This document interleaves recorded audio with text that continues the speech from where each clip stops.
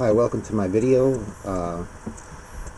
This is about the war on drugs and how it has failed, and I'm going to make a series of these videos, and I have a lot of experience in the subject, and not only that, I want to take clips and kind of have a commentary, a collective commentary with the clips from different sources that comment on the war on drugs.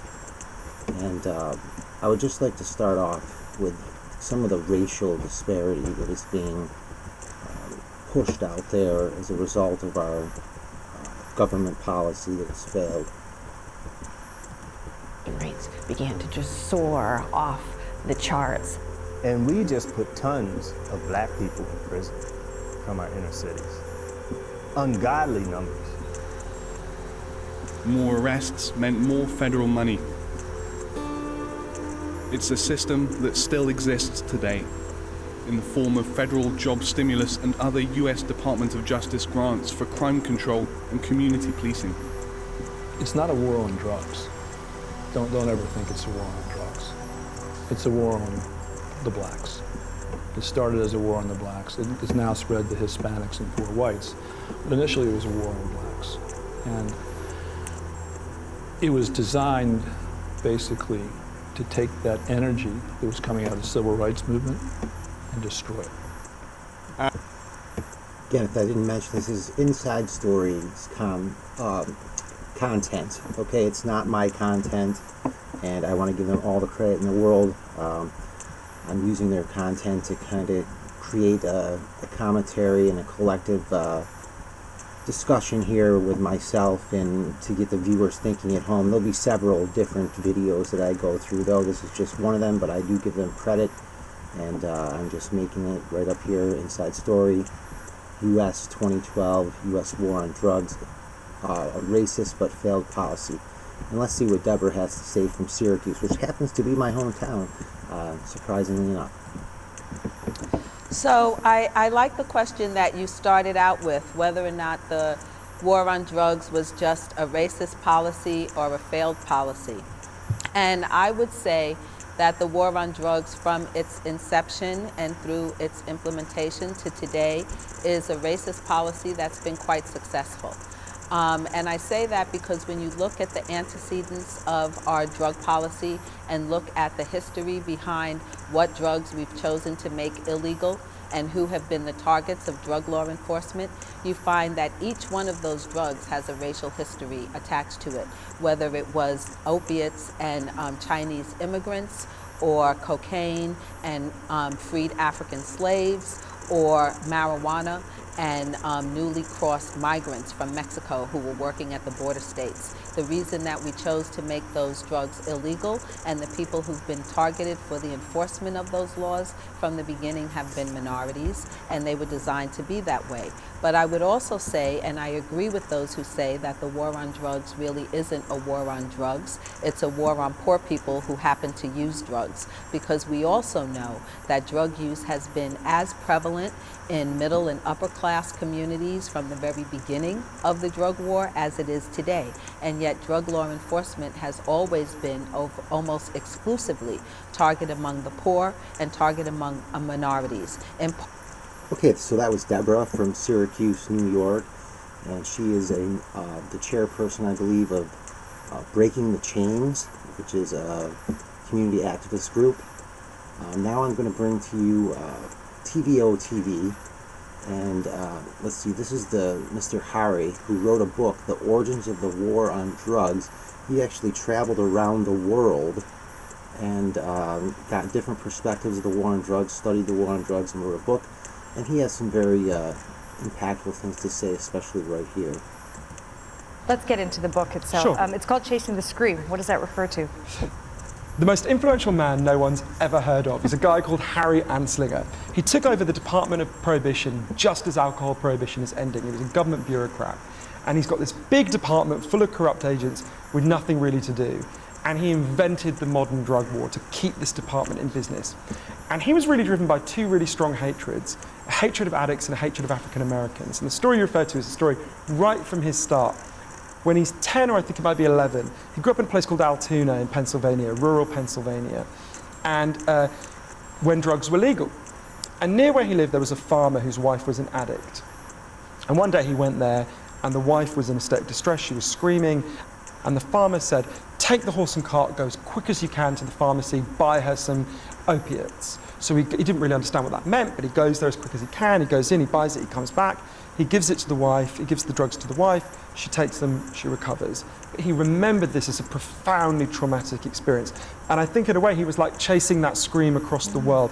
He was determined from that point on to physically eradicate these drugs from the world. The tragedy of Harry Anslinger is he created a lot more screams in his turn. Okay, I want to keep talking about him, but I just want to, there wasn't really a lot of evidence of that on the ground. It's such an important question, because actually, if you'd said to me why were drugs banned, right? I would have assumed it would be because it caused social problems, because they were worried that kids would use drugs, or they were worried about addiction.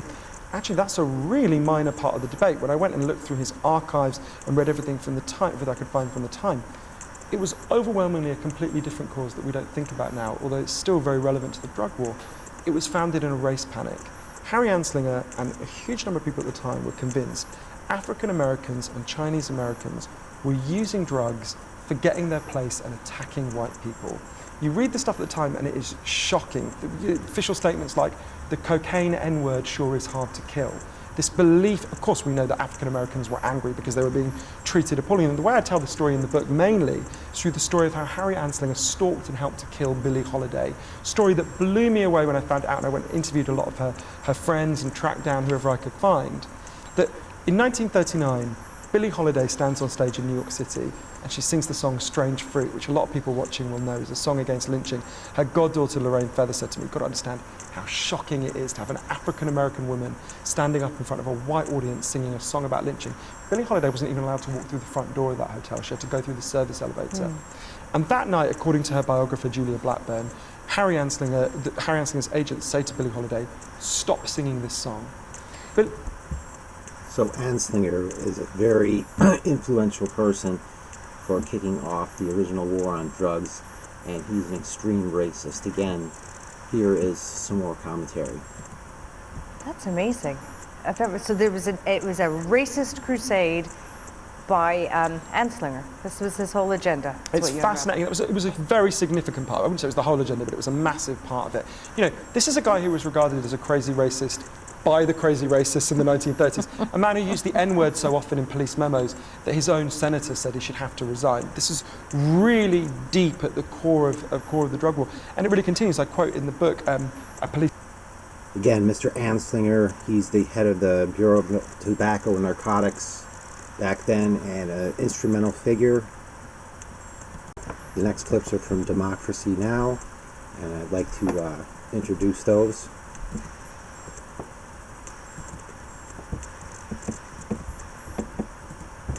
Drug war activist, painter, and author. In 1985, Anthony Papa agreed to deliver an envelope of cocaine in a police sting operation in return for $500. His first and only criminal offense cost him a 15-year to life sentence. In 1996, Papa won a sentence commutation from then New York Governor George Pataki. In 2016, Papa received a pardon from New York Governor Andrew Cuomo.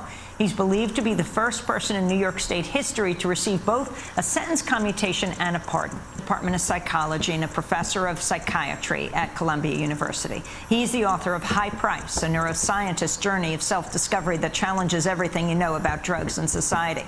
Professor Hart just returned from the Philippines, where he participated in a 2-day drug policy forum conference. Tony Papa, Carl Hart, welcome to Democracy Now! Carl. Heard some outrage about what Jeff Sessions is doing, but let's be clear.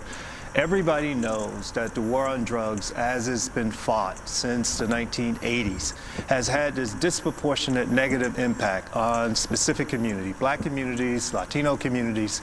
Everyone knows that. So what Jeff Sessions is doing is engaged in, or he's advocating being engaged in racial discrimination. So let's call Jeff Sessions what he is. Jeff Sessions is a racist if he takes on this action. It's clear. We know it. So let's stop playing around with it. You know, Amy, I agree with Eric Holder. This is totally dumb on crime. To go back to a proven failed policy and to enact, tell prosecutors to convict people at the harshest possible sentence is totally wrong. I'll use myself as an example.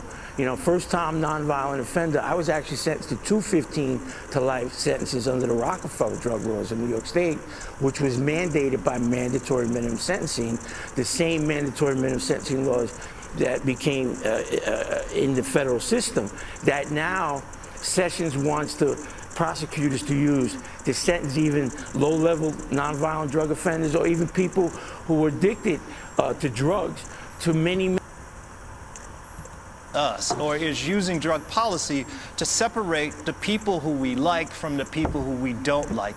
And it provides a way to go after those people we don't like, usually poor minority folks, without explicitly saying we don't like those people.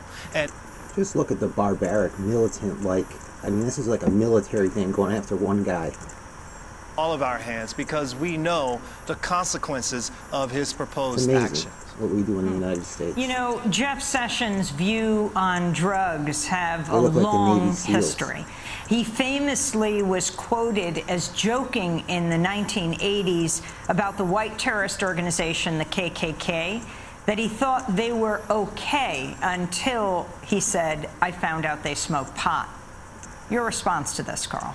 Well, that's an interesting thing because one of the things that has happened in the country since that time, we now have 8 states that have legalized recreational marijuana use. And those states were concerned that Jeff Sessions would come after them on the one hand. Jeff Sessions has not come after them because there's a lot of money involved and there are a lot of wealthy white people involved in this. Now, I don't want to pit white people against other groups in the country, but let's just be honest about this. And he won't go after them. I know people have some anxieties about that, but Jeff Sessions is ignorant, but he's not stupid. And so he won't go after those folks. So even though he made his comment about marijuana, we should see actually what his actions are. I mean, he can make these comments to kind of give a wink and nod to the people who are supporting him, so he lets them know that I'm against drugs, but he's not going after marijuana. He's going after all the other sort of drug offenses. And I hope the people who are engaged in the marijuana industry and this business make the connection about how their substance was once vilified. It's no longer vilified in the United States, particularly as these states liberalize their marijuana policy. I wish they make the connection so they can see the hypocrisy. Like before 2012, we were arresting people for marijuana in Colorado and Washington and those other states. We're no longer doing that. Now we're saying it's okay. It was always okay. It's just that our laws were not in line. Now we're arresting people for things like cocaine, heroin, and those sorts of things, sending people to jail for extended periods of time. Now, this is not to say that we should legalize drugs. That's not the argument here. We certainly should not be sending people to jail for those extended periods that Jeff Sessions is advocating for. That's true, and most of the people in the United States that use drugs are upper middle class white people. They're not poor white people, they're not minorities, they're upper middle class white people, white men to be specific. And you don't see them in court, and you don't see them even out buying drugs because they hire people to go buy them for them. And then they just sit they sit quietly, and they probably want to come out and say the same things, So 80% of the people that use drugs don't develop an addiction. Incidentally, Mr. Hart, you're going to be seeing a lot of in my videos. I think he's an instrumental, if not most instrumental person in the war against drugs and the reality. And he's a neuroscientist at Columbia University at an Ivy League school. So if we can't take his information, at face value, then whose can we take about drugs? Personally, I think the fact that we lock up people at all for drugs is ridiculous.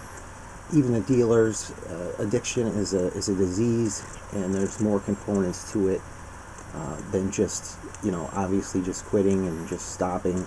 And those are for 20% of the people. The 80% that use them don't cause problems, don't get arrested, they go to work every day, they go to their jobs, they pay taxes, so they're just in the background. And the poor people and the minorities are selling drugs to them, obviously.